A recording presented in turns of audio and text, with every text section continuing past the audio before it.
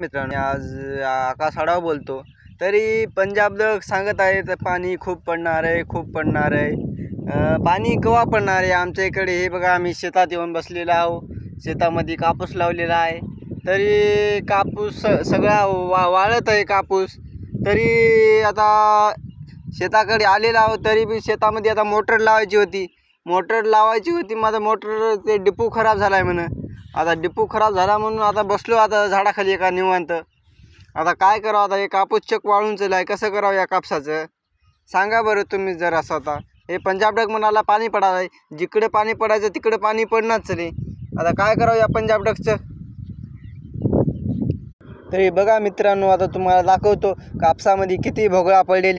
हे बघा मित्रांनो, हे बघा किती भोगळा पडलेला आहे. सगळा कापूस सुद्धा बी वाळत आहे. काय जागी तर वाळून गेलेला आहे कापूस आमचा.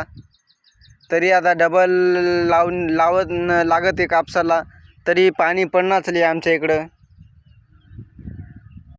तरी पंजाब डग साहेब म्हणालेत पाणी आज न उद्या येईल तुमच्या इकडे. तरी आज न उद्या येऊन काय फायदा? आमचं कापूस सोयाबीन सगळं वाळून गेल्यानं. तरी मित्रांना विनंती करतो, धन्यवाद.